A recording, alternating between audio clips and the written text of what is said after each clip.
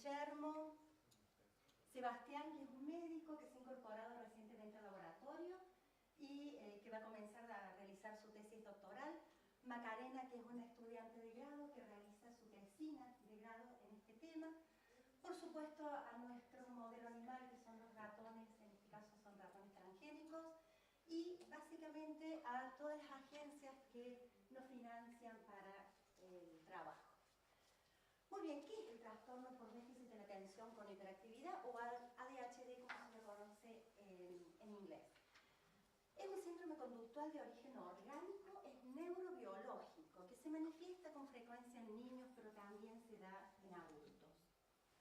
Esto es una combinación de diferentes síntomas. Por un lado, la hiperactividad, que se manifiesta como el jugueteo con las manos, con los pies, imposibilidad de permanecer sentado. La impulsividad, por ejemplo, como la velocidad incrementada en dar una respuesta, actuar sin pensar, la impaciencia, bajo control de los impulsos, poca tolerancia a la frustración. La inatención, como recién estaban comentando, que es la dificultad para sostener esa atención, para prestar atención a los pequeños detalles. Normalmente se cometen errores por descuido, se pierden las cosas con facilidad, se distraen fácilmente, tienen dificultad para seguir instrucciones precisas. También existe inestabilidad emocional y todo este conjunto de síntomas nos provocan pobre rendimiento escolar, baja performance intelectual, pocas habilidades sociales en ciertos casos, aislamiento por parte de sus padres también.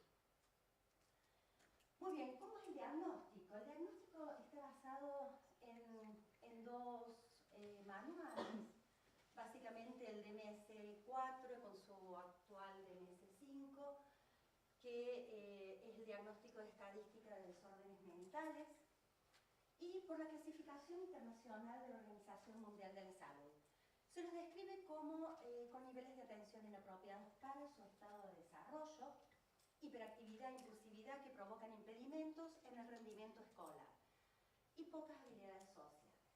Si comparamos estos dos procedimientos, vamos a notar que DMS-4 o su versión actual, el 5, que incorpora al adulto también con este desorden, van a ver que es un poco más laxo comparado con el de la Organización Mundial de la Salud, porque, por ejemplo, nos toma 6 de 9 síntomas de atención o 6 de 9 síntomas de hiperactividad o impulsividad y separa en entidades clínicas o 3 subtipos, como por ejemplo inatensivo, hiperactivo o la combinación de estos dos. Mientras que la clasificación de la OMS, fíjense que son 6 de 8 síntomas de falta de atención más 3 de 5 síntomas de hiperactividad más 1 de 4 síntomas de impulsividad y no reconoce subtipos. Muy bien, pero les quiero traer aquí un hito que ha sido para mí fundamental en esta historia y que data de hace muchos años, 1937, donde un médico de Inglaterra demuestra que las anfetaminas, o en ese momento la benzedrina, mejoraba el comportamiento y el rendimiento escolar de niños que tenían problemas de conducta en el aula. Muy bien, este doctor trató a 45 niños con anfetaminas y vio en 30 de ellos mejorías, ya sea en la hiperactividad, en los trastornos de conducta y en el rendimiento académico. Por lo tanto, pasaron a ser las píldoras de la aritmética. Sin embargo, si se fijan la fecha muy cerquita a la Segunda Guerra Mundial, esa guerra dificultó el seguimiento de la realización de realmente ensayos clínicos controlados, porque se enfocaba la atención en los estimulantes, principalmente anfetaminas, en poder buscar algunos compuestos derivados de anfetaminas que tuvieran menos efectos secundarios. ¿Por qué? Porque las anfetaminas para los soldados y para los pilotos eran muy preciadas, porque les mantenían la atención, dormían menos, tenían menos apetito y buscaban encontrar algún sustituto, algún derivado que tuviese menos efectos adversos como ser los tics o algún malestar. Y así, de casualidad, un químico llamado Panison, que trabajaba en una empresa química, de casualidad sintetiza un derivado de las anfetaminas que es el metilfenidato. Se patenta en 1954 bajo el nombre de Ritalina o Ritalin, que es actualmente el medicamento que más conocemos en relación a este trastorno. Muy bien, sabemos que anfetaminas y todas sus variantes químicas, como ser la metanfetamina y el metilfenidato, ingresan muy rápidamente al cerebro y comienzan a provocar sus acciones. ¿A dónde? ¿En qué parte del cerebro están actuando estos compuestos? Básicamente actúan en el sistema mesocórtico-límbico o sistema de recompensa. O sistema de recompensa, que es básicamente el sistema dopaminérgico. El sistema dopaminérgico está compuesto por neuronas dopaminérgicas que van a tener sus cuerpos celulares en el área tegmental ventral y van a proyectar hacia otras áreas, como por ejemplo el núcleo accumbens, incluso el estriado dorsal, y también a la corteza prefrontal. Anfetamina, al igual que otras drogas como por ejemplo cocaína, aumentan los niveles de dopamina en regiones específicas del cerebro que son esas, básicamente. Ahora bien, ¿qué es la dopamina? La dopamina es un neuroquímico que está en el cerebro y que está involucrado en todas estas funciones, básicamente en el movimiento, en la motivación, en la recompensa y también en la adicción a ciertas drogas de abuso. Fíjense ustedes que el abuso de casi todas las drogas, ya sea de manera directa o de manera indirecta, nos están aumentando los niveles de dopamina en ciertas áreas del cerebro. Y eso, por supuesto, nos va a traer como consecuencia una alteración de la normal comunicación que existen entre esas neuronas. Muy bien, ¿cuál es el rol que cumple entonces la dopamina en el cerebro? Tenemos tres grandes grupos que tienen funciones diferentes. Tenemos el grupo que regula el movimiento, llamado nigroestradiol, que está involucrado en todos aquellos desórdenes motores, que está aquí en verde, de la sustancia nigra hacia principalmente estriado dorsal. El grupo que regula el comportamiento emocional, que sería el circuito mesolímbico en azul, que también del área tegmental ventral, hacia el núcleo accumbens y hacia la corteza prefrontal. No les dije, pero esto es una representación esquemática de un cerebro de rata, ¿no? ¿Sí? Y tenemos el grupo que también regula las funciones cognitivas, como ser la memoria, el pensamiento abstracto, el planeamiento de conductas, que es el mesocortical. Por eso se le llama mesocórtico límbico a este circuito. O básicamente el circuito de recompensa, que tiene como funciones primarias facilitar el aprendizaje que va a estar relacionado a esa recompensa, y como funciones primarias estamos hablando de la búsqueda de comida, de sexo, del cuidado madre-cría, mientras que las secundarias son aquellas que promueven el recuerdo de aquel estímulo que fue asociado a esa recompensa. Muy bien, la dopamina actúa, vamos a hacer un pequeño repaso por cómo es el sistema dopaminérgico y cómo actúa.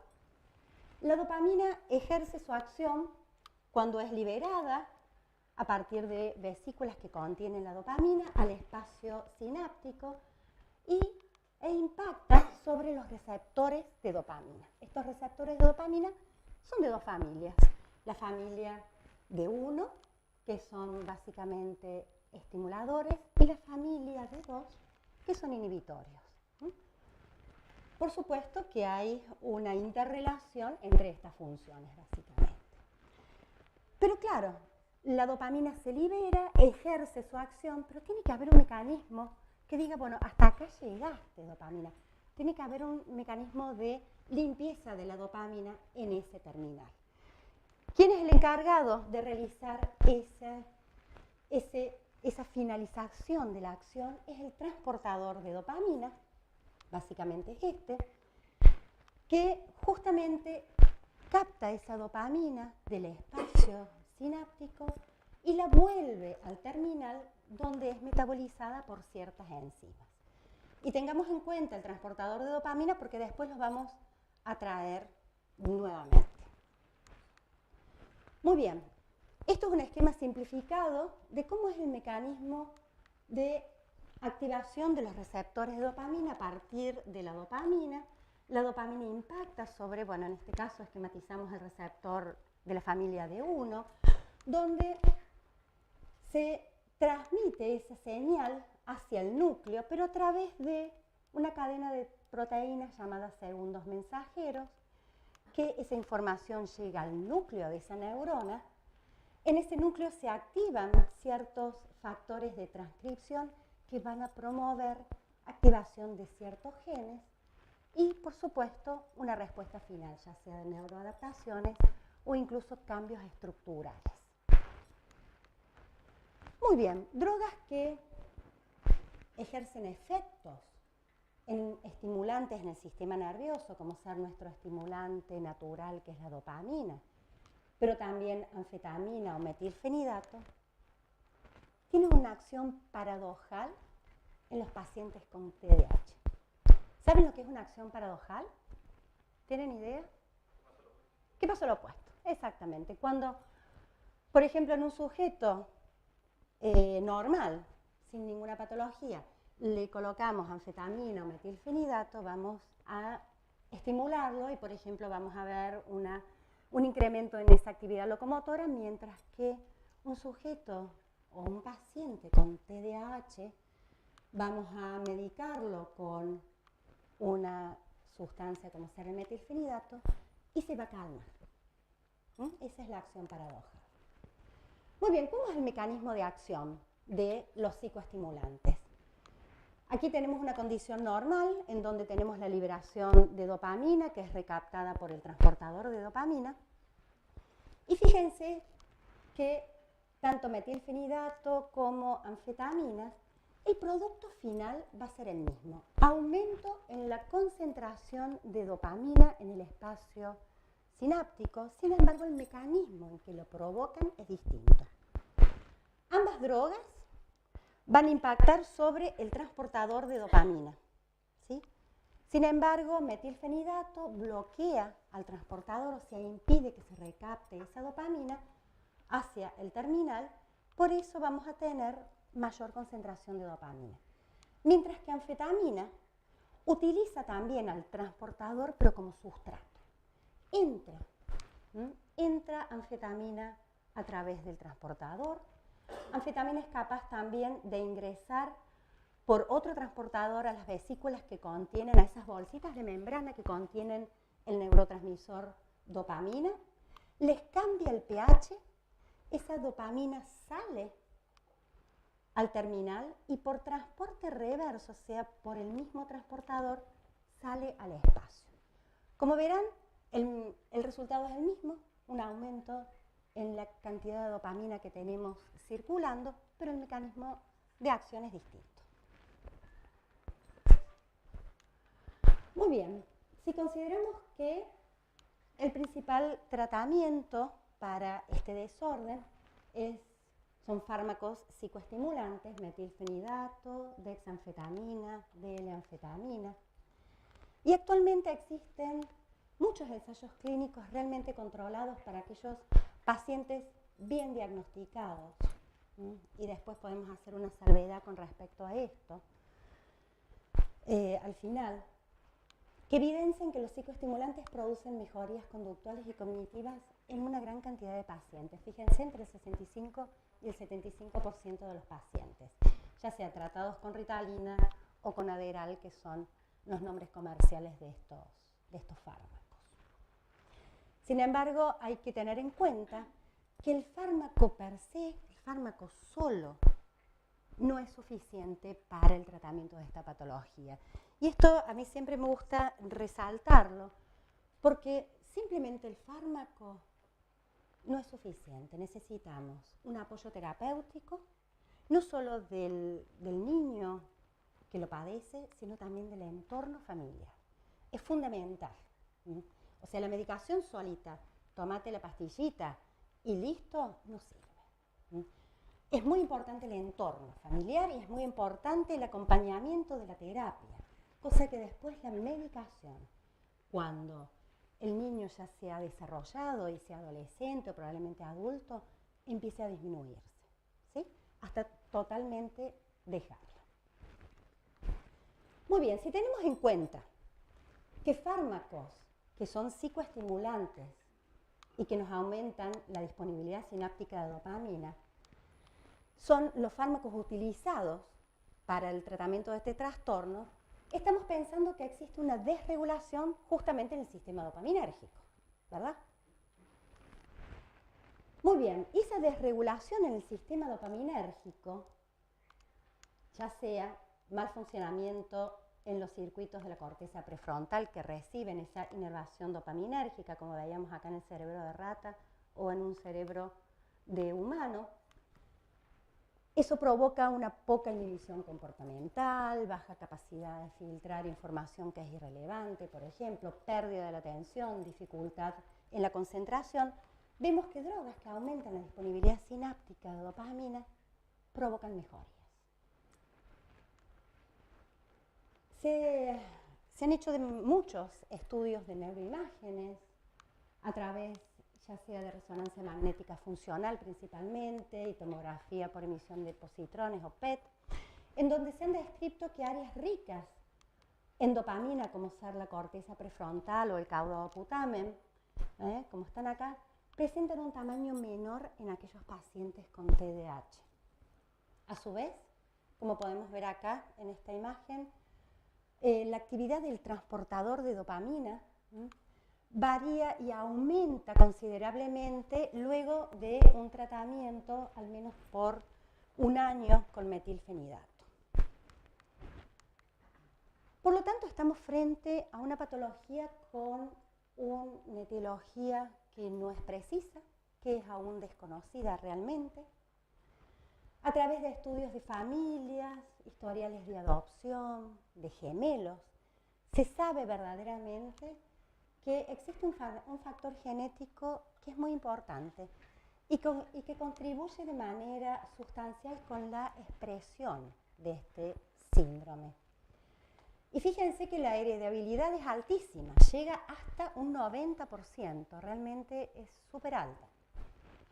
Por lo tanto, los genes son importantes en la iniciación del trastorno, pero no podemos relacionar a un gen con una patología. Sabemos que las patologías no son monogénicas o hay muy poquitas patologías neuropsiquiátricas que realmente respondan a un solo gen, ¿sí? También se ha visto que hay factores ambientales, como ser adversidad familiar, complicaciones en la gestación y en el parto, la exposición prenatal al alcohol o a la nicotina, pero al alcohol principalmente. El síndrome alcohólico fetal tiene como comorbilidad al TDAH, por ejemplo. La malnutrición también son factores que están relacionados con la etiología, por así decir, de este trastorno. Por lo tanto, estamos frente a un síndrome que es altamente complejo y realmente heterogéneo, que sería el resultado de varias interacciones, ya sean genéticas y factores ambientales, que nos están provocando una desregulación en el sistema básicamente dopaminérgico, el cual sería el real sustrato neural de este síndrome. Bien, ¿cómo son los abordajes experimentales que nosotros realizamos en los laboratorios? Si se acuerdan al principio, con los manuales, el diagnóstico por TDAH es un diagnóstico meramente comportamental, ¿sí? Por lo tanto, cuando uno piensa en un modelo animal, ese modelo animal tiene que por lo menos imitar las características conductuales que son fundamentales del síndrome. Y estos modelos animales constituyen la fase realmente inicial para poder estudiar no solamente genes candidatos, sino también para poder descubrir nuevas drogas que sirvan de manera más eficiente para el tratamiento de esta patología. Muy bien, el abordaje experimental básicamente se realiza en modelos animales, ya sea el ratón o en rata. Ahora bien, ¿cuáles son las estrategias? Hay básicamente dos tipos de estrategias experimentales. Ya sea por un lado los animales mutantes o por otro lado el cruzamiento. Los animales mutantes, ustedes saben que el genoma ya sea principalmente del ratón, también de la rata, pero principalmente el ratón puede ser manipulado. Podemos fabricar ratones transgénicos. Le podemos sacar un gen, ya sea un knockout. Podemos hacer que un gen particular exprese menos, o se exprese más.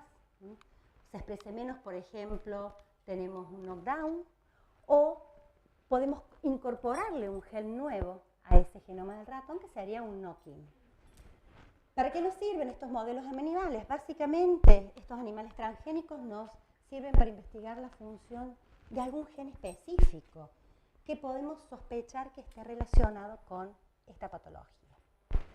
Mientras que la otra estrategia es la estrategia de cruzamiento. Ustedes saben que cuando uno cruza por varias generaciones, distintas cepas de animales, ocurren variaciones genéticas y surgen nuevas cepas con características conductuales distintas, como por ejemplo la rata hipertensa espontánea, que es un excelente modelo para estudiar este trastorno, o la rata altamente excitable también. Estos modelos animales nos sirven para investigar nuevos genes, o sea, no genes que sospechemos, sino genes nuevos que podrían estar regulando algún aspecto del síndrome y que nos da la posibilidad para poder estudiarlos. Muy bien, dicho todo esto, tenemos tres criterios fundamentales para validar un modelo animal. Uno de los criterios fundamentales es la validez de apariencia. La validez de apariencia significa que ese modelo animal tiene que imitar los déficits conductuales fundamentales encontrados en el trastorno. En este caso, por ejemplo, tendrían que ser hiperactivos y que respondan, por ejemplo, de manera paradojal a los psicoestimulantes. Después tiene que tener una validez del constructo. Debe ajustarse ese modelo al racional teórico, tal como, por ejemplo, la patofisiología del trastorno, la terapéutica que ya es conocida, ¿sí? Y también tiene que tener una validez predictiva, ¿sí? Que esto es lo más difícil de conseguir y es lo que normalmente los modelos animales por ahí es complicado.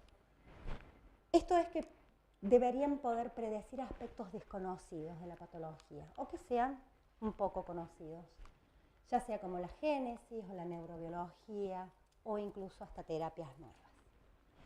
Muy bien, dicho todo esto, les presento a nuestro modelo animal.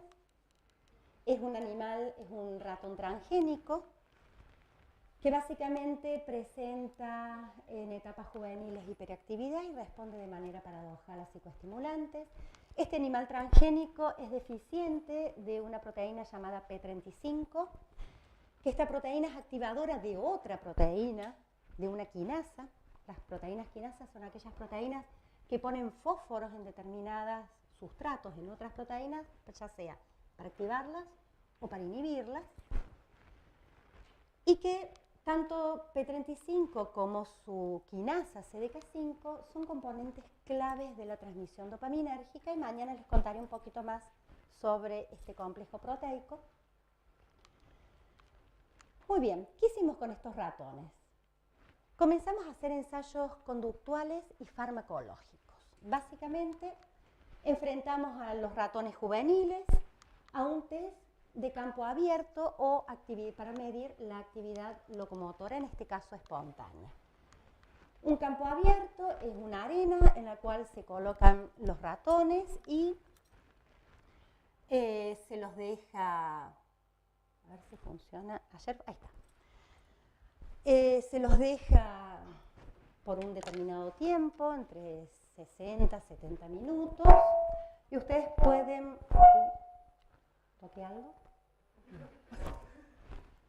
Como ustedes pueden observar en este video, fíjense que es muy claro poder saber cuál es el ratón hiperactivo y cuál es el ratón Wild Type Control. Fíjense, el Wild Type Control está totalmente dormido, calmado, mientras que el ratón P35KO no solamente que camina por los alrededores, sino que es capaz de cruzar lugares aversivos para este animal, ¿no? O sea, el centro de la arena. Por supuesto que uno mide esa actividad, puede contar esa cantidad de actividad locomotora, y fíjense cómo se muestra acá en este gráfico, los animales deficientes de la proteína P35 son capaces de caminar casi 3 veces más que un ratón control. Muy bien, nos preguntamos entonces si básicamente responden de manera paradojal a los psicoestimulantes. Para eso utilizamos tanto anfetamina como metilfenidato, y fíjense lo que ocurre en los animales que son wild type, los controles, a diferentes dosis, ya sea de anfetamina o metilfenidato. Estos animales aumentan la cantidad de cuentas de actividad locomotora, que es el comportamiento normal que tienen que tener frente a una droga, mientras que los animales P35KO, fíjense que disminuyen de manera significativa esa actividad locomotora a todas las dosis ensayadas, ya sea de anfetamina o metilfenidato, y se sostiene a lo largo del tiempo, ¿sí? Por lo menos a lo largo del tiempo que dura el experimento. Ahora la siguiente pregunta fue, y que no es fácil preguntarse y preguntarles a los animales si son impulsivos, ¿verdad? Los test para medir impulsividad son bastante complicados. Pero bueno, hicimos un intento con un test que realmente no es para medir impulsividad, pero sí es un test que mide ansiedad, que es un laberinto en cruz elevado, ¿sí? Donde se colocan, donde este laberinto es una cruz, donde tienen brazos abiertos y brazos que son totalmente cerrados, y es un test de conflicto básicamente para el animal, en donde el animal se expone a su conducta natural exploratoria, pero le da aversión normalmente a las áreas desprotegidas y abiertas. Entonces ahí hay un juego de conflicto entre exploro esa área que es aversiva, me puedo caer. Muy bien. Fíjense lo que ocurre con los animales P35KO. Les da igual. Básicamente pasan, no solamente que entran la misma cantidad o el mismo porcentaje a los brazos abiertos, que es casi un 50%, sino que el tiempo que permanecen en los brazos abiertos también es lo mismo. O sea, les da igual estar en un brazo abierto que en un brazo cerrado. Cosa que a los animales controles normales no les da igual. El animal control explora el brazo abierto, porque es curioso, pero pasa más tiempo en los brazos cerrados, que son protegidos, ¿sí? Entonces, ¿cómo interpretamos esta conducta? Nosotros la interpretamos como una normal evaluación de esos riesgos potenciales que les presentan los brazos abiertos. Bueno, vamos ahora a la parte un poco más neuroquímica. ¿Qué pasa con la síntesis de dopamina? Sabíamos que, bueno, la dopamina está implicada en este trastorno, entonces nos preguntamos cómo estaría la síntesis de dopamina. Para ver la síntesis, si ustedes recuerdan, a partir del aminoácido tirosina se fabrica la dopamina. Tenemos una enzima, que es la tirosina hidroxilasa, que es limitante de la síntesis, está en el paso de síntesis. Por lo tanto, lo primero que fuimos a hacer es medir la cantidad de enzima tirosina hidroxilasa que tienen estos ratones, y fíjense que por ensayos de inmunohistoquímica, donde uno utiliza un anticuerpo que reconoce específicamente la tirosina hidroxilasa en cortes de cerebro del ratón, podemos observar que en áreas como ser el estriado o áreas como ser el núcleo accumbens poseen mucha más cantidad de tirosina hidroxilasa, comparado con su control, por supuesto. Fíjense que en los ensayos bioquímicos de Western Blot, donde podemos poner de manifiesto la tirosina hidroxilasa como bandas, podemos ver también que a partir de la cuantificación, ya sea en estriado o en accumbens, tenemos un aumento significativo de la cantidad de tirosina hidroxilasa. Aumento que es revertido increíblemente por la acción, como ven acá, de, en este caso, anfetamina o metilfenidato. Volvemos a tener los niveles normales de tirosina hidroxilasa luego del tratamiento. Bien, seguimos preguntándonos sobre la síntesis de la dopamina, entonces dijimos, a ver, ¿qué pasa con la dopa que está en el medio, ¿no?, de la síntesis, a mitad de camino de la dopamina? Entonces vimos la acumulación de L-dopa. Lo que se hace básicamente es inhibir la dopa de carboxilasa como para frenar la reacción acá con un inhibidor farmacológico y medimos la cantidad de L-dopa. Y fíjense que estos ratones contienen o presentan niveles mucho más altos que los controles de L-dopa.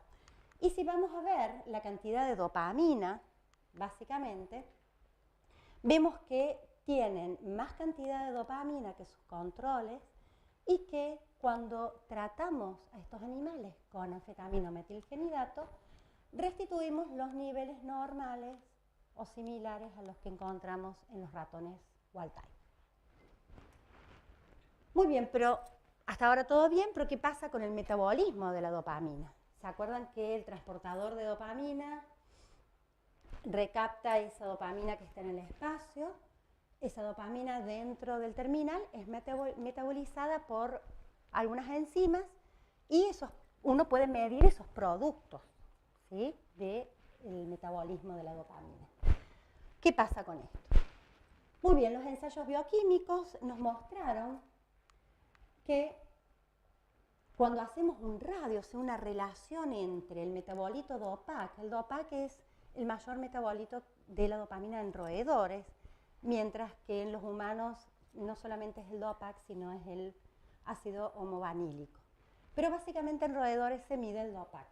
Si uno hace un radio DOPAC-dopamina, que nos da idea del turnover de la dopamina, fíjense que los ratones P35KO tienen una baja tasa metabólica, ¿sí?, de la dopamina.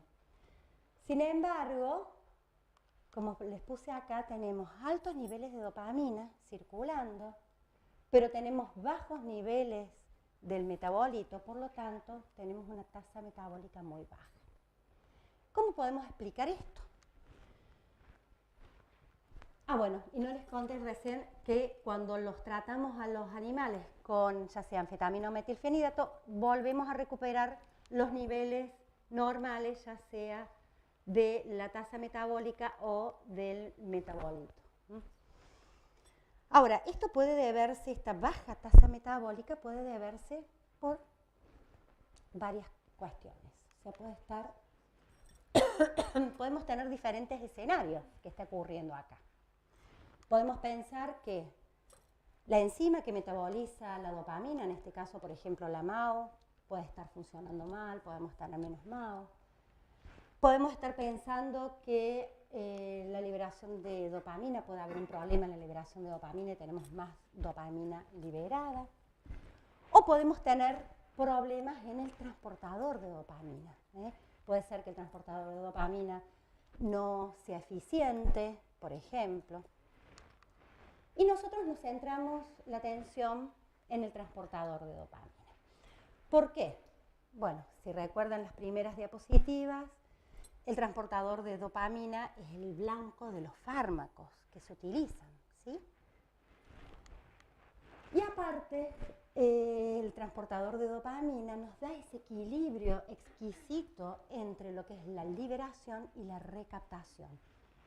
Y realmente nos modula la neurotransmisión. El transportador de dopamina, que acá está esquematizado, es un transportador que se encuentra en la membrana, que tiene muchos loops que entran y salen. Y la actividad de este transportador es fundamental para regular los niveles extracelulares de dopamina.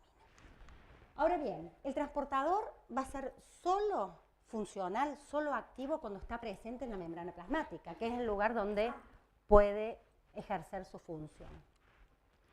Por lo que los mecanismos, existen varios mecanismos que modulan que ese transportador vaya a la membrana o se internalice.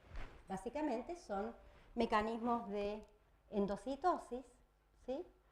Pero, sin embargo, nosotros necesitamos que ese transportador esté expuesto a la membrana para que cumpla la función. Y nos preguntamos si existen diferencias, a lo mejor, entre nuestros ratones wild type y ratones KO a nivel de la expresión en superficie del transportador de dopamina.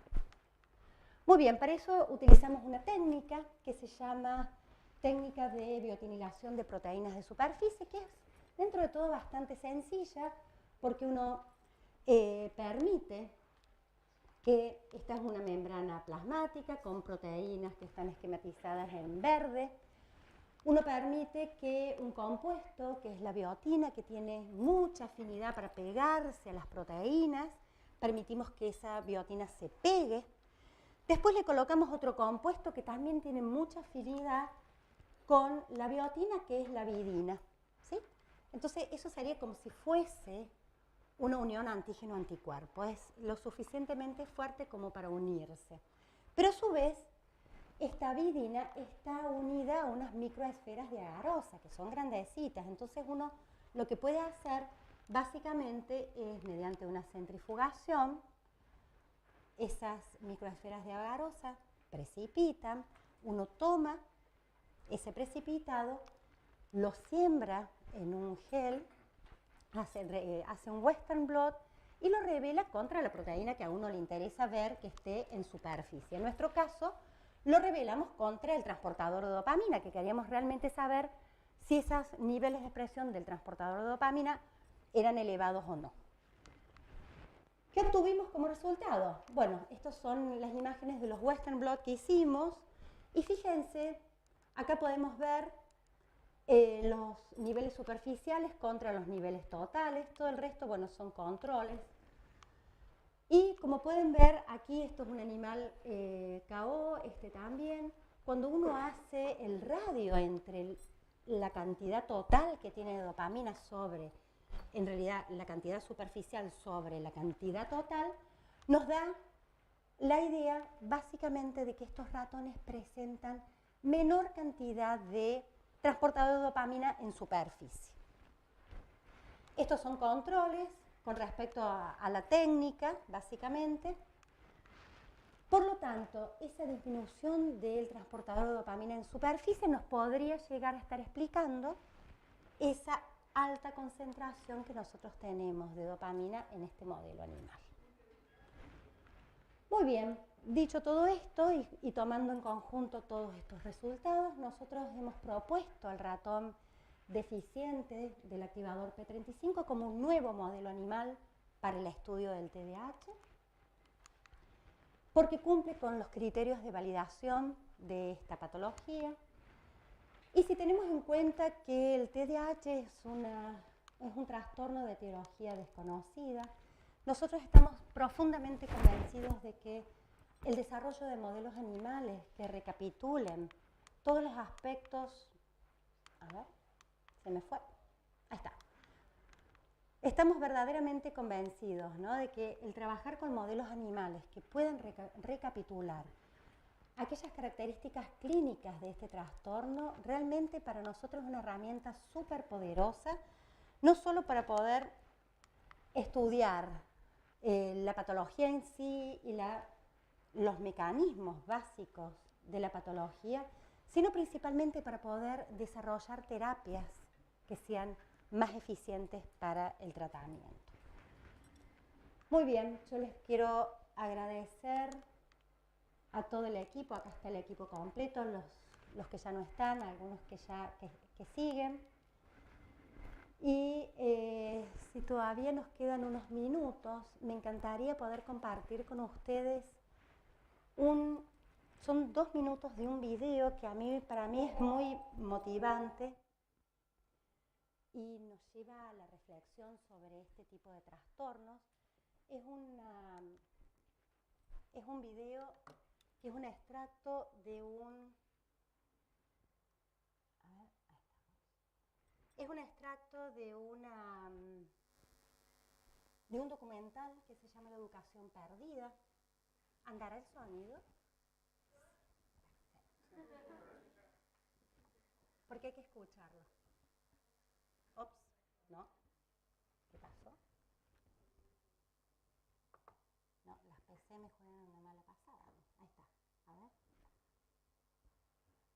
Tendría que ser más silencioso. Este niño habla poco, tendría que ser más hablador. Este niño juega poco, tendría que jugar más. Este niño es muy movido, tendría que estarse más quieto.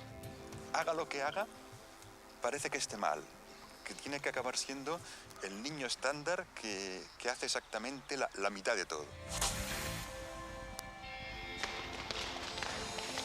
Somos iguales como individuos en tanto biológicamente somos una especie, pero social y culturalmente somos diferentes. Y eso no lo ha podido entender la escuela. Tienen ritmos de aprendizaje diferentes, tienen intereses y motivaciones diferentes, tienen maneras de relacionarse diferentes. ¿No? Gardner ya hace unos cuantos años definió que una persona no tiene solamente una inteligencia lingüística, verbal o lógico-matemática, sino que tiene inteligencias muy diversas, entre ellas también todo lo que hace referencia a lo emocional. El valorar eso en cada uno y que cada niño sienta que las diferencias que tienen con los demás son lo que justamente hace más rica la vida. ¿Cómo logramos que se valore esta diversidad si ni siquiera la entendemos como adultos? Que tengamos igualdad de derechos no necesariamente implica que debamos hacer lo mismo. Hoy en día, muchos niños con intereses y comportamientos diferentes a lo esperado son diagnosticados con condiciones psiquiátricas. ¿Qué nos asegura que no estamos confundiendo la diversidad en los niños con enfermedades? Es una auténtica epidemia, una moda. En algunas zonas ya hay como un 10% de niños en las escuelas tomando psicofármacos para su supuesta hiperactividad.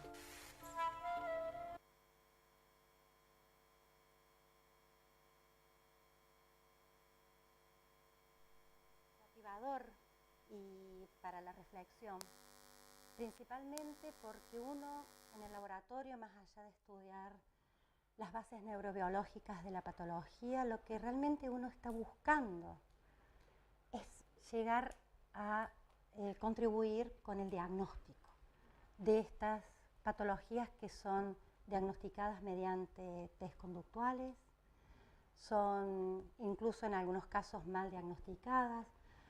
Muchas veces ocurre que no se derivan verdaderamente a los profesionales con distinciones para poder diagnosticar de manera correcta, ¿no? Y tenemos, como decía el fragmento, hasta un 10, a lo mejor, u 11% de niños que están medicados crónicamente con psicoestimulantes que muchos de ellos a lo mejor no los necesitan. Entonces, bueno, esto más allá de una reflexión también es un llamado de conciencia para los docentes, para los médicos principalmente y para los psiquiatras infantiles, el tomar conciencia de todo esto y el gran compromiso en hacer el diagnóstico, porque después quedan rotulados y ese rótulo, lamentablemente, lo llevan casi de por vida. Y rotular a un niño con un TDA, por ejemplo, o rebelde, es muy fuerte, verdaderamente. Y yo no sé si, al menos, bueno, en mi país, el diagnóstico del TDAH muchas veces se hace a la ligera, lo hacen los docentes, lo termina haciendo el pediatra, sin realmente hacer una derivación que sea al psiquiatra infantil. Y a lo mejor el psiquiatra infantil tampoco se toma el trabajo de hacer un equipo interdisciplinario, porque no solamente el psiquiatra, sino el neuropsiquiatra, los pedagogos, los psicólogos, todos tienen que trabajar de manera mancomunada para poder realizar un diagnóstico certero. Y el diagnóstico no solo se realiza en esa media hora o 15 minutos en el consultorio. Uno de estos síntomas los tiene que ver al menos durante 6 meses en distintos lugares, ¿no?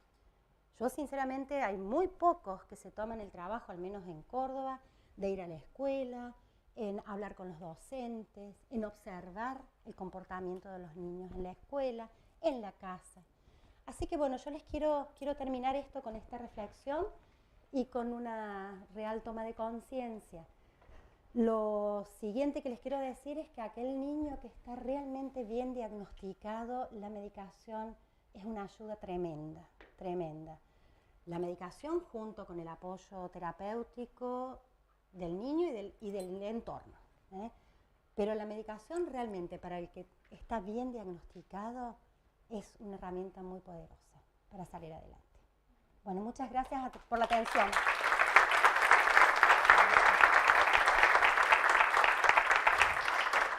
Muchas gracias, Gabriela, por tu charla. Gracias, sí, gracias a ustedes. tenemos tiempo para preguntas, ¿sí? ¿Hay harto? Sí. Para algunas preguntas. Sí, por supuesto. Bueno, más que una pregunta, complementar un poco lo que usted decía con el tema del entorno, porque por lo general, si hablamos de hiperactividad en los niños,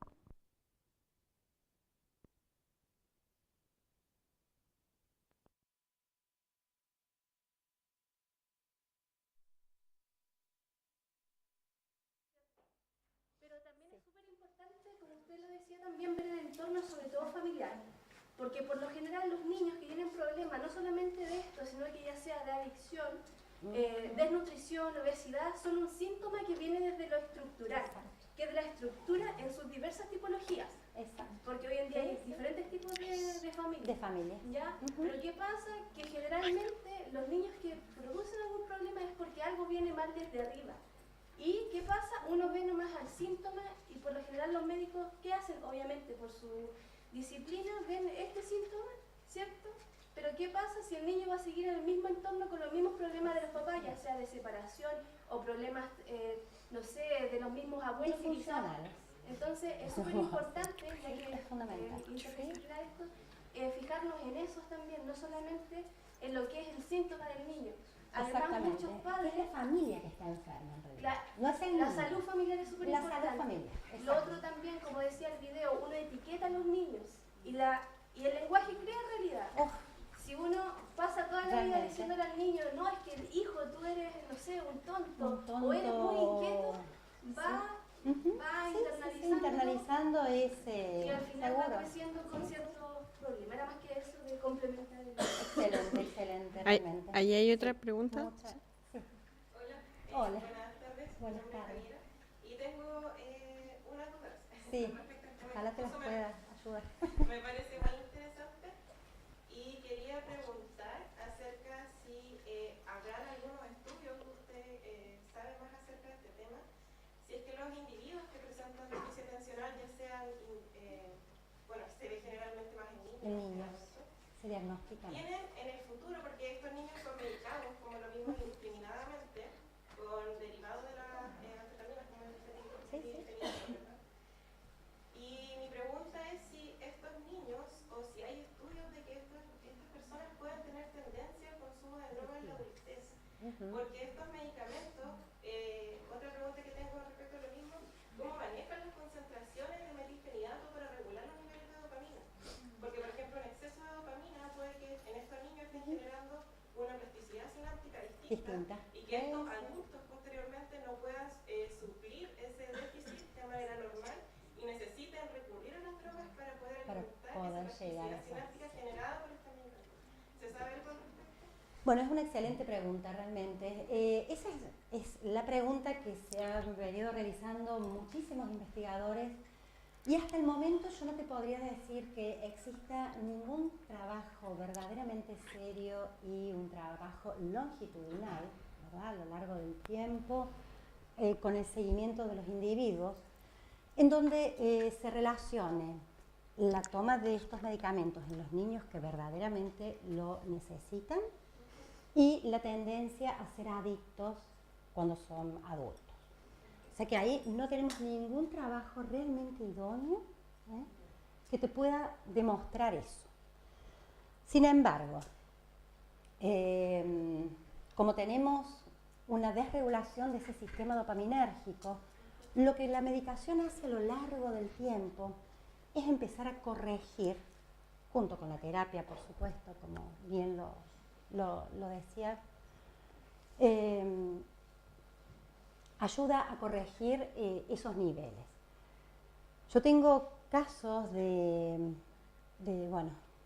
colegas que son médicos psiquiatras, que luego de un tratamiento, por ejemplo, de 8 años, 9 años, junto con el tratamiento psicológico, la medicación se disminuye hasta que el niño tiene 15, 16 años y la medicación se deja. ¿Qué pasa ahí? Pasa que el niño ya aprende un montón de otras cosas, gracias también a la medicación y gracias al entorno y a la terapéutica. O sea, el niño aprende a controlar sus movimientos, el niño aprende a tener una atención un poco más sostenida, gracias en parte a la medicación y gracias en parte a la terapia. Por supuesto que sí tenemos efectos adversos, en eso no hay dudas.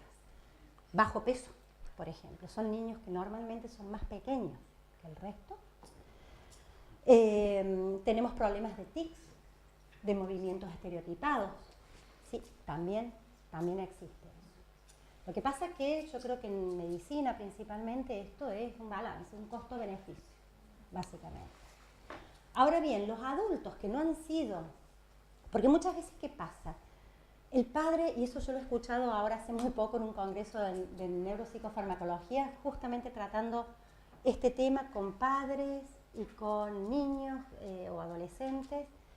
¿Y qué pasa? Cuando van a hacer la consulta por el niño, se dan cuenta que uno de los padres lo tuvo toda la vida, ese trastorno, por ejemplo. Entonces no solo sale diagnosticado al niño, sino que también sale diagnosticado al padre. Eso realmente, y lo he escuchado hace un mes y medio atrás. Padres que han estado en el auditorio contando sus experiencias y cómo han hecho así un adulto gracias a la medicación. O sea, cómo... Y por supuesto la terapia, porque bueno, allí en Córdoba se hace mucho hincapié en las dos, en estas dos cuestiones, al menos bueno, en ciertos ámbitos. Y sí, verdaderamente en el adulto. Los efectos secundarios a largo plazo en el adulto desconozco. Yo creo que faltan estudios serios, ¿no? Longitudinales, con seguimientos de pacientes y que lamentablemente creo que acá en nuestro país no tenemos estadísticas prácticamente. Sí, lo que pasa es que no